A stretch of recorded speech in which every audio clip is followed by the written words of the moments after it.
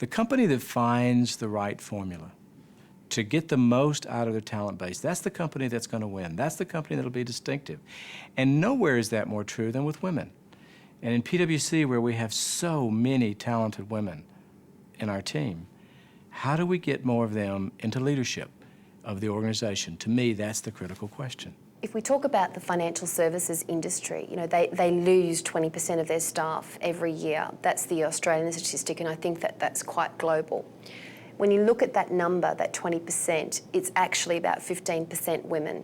When you look at the reason why people leave, the reasons why women leave and the reasons why men leave are actually quite different, which means that you can have quite targeted strategies which are focused on women, which can have an immediate impact on the bottom line, and that's what you want to do. My view is that one of the most substantial things a CEO could do right now is to change the gender mix of their board. I think that would have profound implications on the organisation and on the way that the organisation thinks about itself. I mean, that's what I call the power of the mirror, knowing what you can be by who it is you see. You know, I often tell the story of my interviews with the president of Iceland, who had been the president for 16 years. And after she'd been in office for about 8 years, she was going around Iceland talking to the children. And one of the things she discovered was that for the children under 8, they thought only a woman could be president of Iceland. You know, getting a few women up on the top acts like a lodestone. It's like a magnet. It has a dramatic effect. Our hotel company has almost beaten this pyramid syndrome. We have as many women, it's about 35% by the way. In our lowest level, it's about 33% in the middle level and about 30% at the senior level. But our hotel company has had a female up on the top levels for the last 40 years. In the survey that the Ethos Institute have made last year, we have only 5% of women in the most prestigious posts in the 500 most important companies in Brazil. This is moving, but we have to do some pressure, sometimes affirmative action, or stimulating the labor market, the companies to adopt programs of equal opportunities for men and women. One innovative program developed by Tata in India is called SKIP. SCIP, standing for Second Career Internship Program. And it is predicated on the principle that very talented women, after 3-4 years of work experience, go away and take a break for family reasons or their own reasons, and then find it difficult to get back to work. They are assailed by self-doubt, there are social pressures, they have family issues. And it's at that stage, therefore, that we are using the SKIP program to see if we can dramatically change the situation and let them taste for themselves what does it feel like to have kids at home and go to work. Women who meet a certain criterion can come back and work on flexi time for a period of 500 hours, 6 months flexi time, to deliver a particular project in their area of experience. It costs us a certain sum of money, but we've got potential leaders for tomorrow whom we pull back from the leaking pipe. So I think it's quite fantastic. And this also builds the number of women at the top.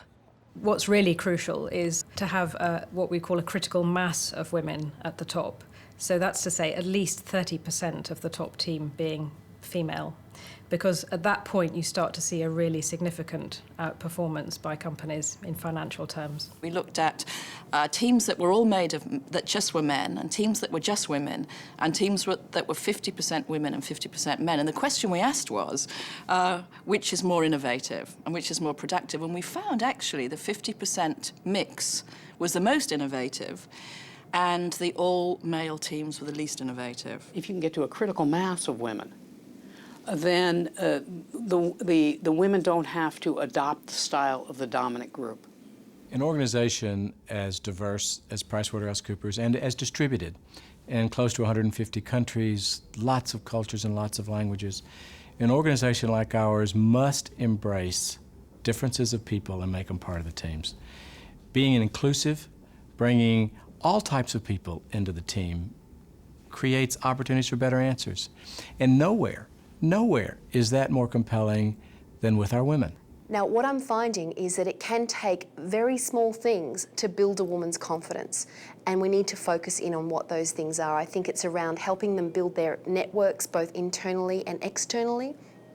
I think it's helping them believe in themselves and get rid of some of their negative self-thoughts. I think men have got a major role to play in terms of supporting the women and ensuring that when you do identify a woman with potential, you help her along and you give her all the support structures which are needed to make sure that that particular person succeeds. So there's been a couple of very important schemes that have really provided some sort of a framework to encourage senior men to mentor women, and it's been extremely successful. And I think that these are exactly the sort of courageous schemes that I think are going to be crucial for the future. So I actually see that the key to gender diversity is engaging men to become vocal and big proponents of this, because it's important to them from a business and a personal perspective. You know, you'll find men all over the world who are huge advocates of bringing women into senior positions. In fact, in almost all cases where there's a lot of senior women, it's because a male CEO has taken that role. As men, we have a vested interest in closing the gender gap on both a business and a personal level. Close the gender gap in South Africa, we would achieve a much more fulfilling life for men and women. The nice thing about closing the gender gap is that you'll actually liberate men. So I think in addressing issues about women, organizations are also addressing issues about men. So, can business in the 21st century afford not to deal with the gender gap? Afford not to maximize the full potential of all their talent? What is the cost to business of not closing this gender gap? The research that I've done around gender diversity and the impact that that has around profitability and productivity to organisations, I do actually fundamentally believe that if you don't get it and start getting it quickly, that you're absolutely going to be left behind. Cost of not closing the gender gap will be in the future a developmental crisis with economic implications and also in the growing of the country. I have a client who actually lost a very big piece of business because the target came back to them after they'd done enormous proposals and said, well, look, we'd love to give you this piece of business, but unfortunately you don't have any senior women on the team. And our senior women are not too happy about that, so we have to give it to your competitor. So by creating an environment that prevents your women from flourishing, your business will suffer at every level. But if you're proactive, you can turn this around. The gender issue is a business issue. It's about your bottom line. And the benefits to an organization are huge. The potential dividend to economic output from reducing gender inequality is huge. For the US, to raise female employment levels to male employment levels would raise GDP by 7 to 8 percentage points. For continental Europe, by 9 percentage points.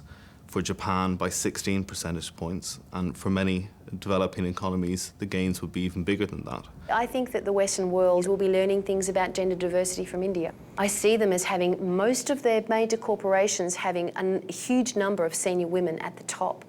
And there's a huge body of research which says that organisations which have at least 3 or 4 women in senior management roles are 30% more profitable than companies that are not. We will see women, perhaps, as we have seen women recently in America and in Europe, of being engines of economic growth. So the potential benefits of closing the gender gap are massive. But one question remains. How rapidly do we need to deal with the issues of the gender gap? How long can we afford to wait? In terms of time horizon, I absolutely believe that this is business critical and super urgent.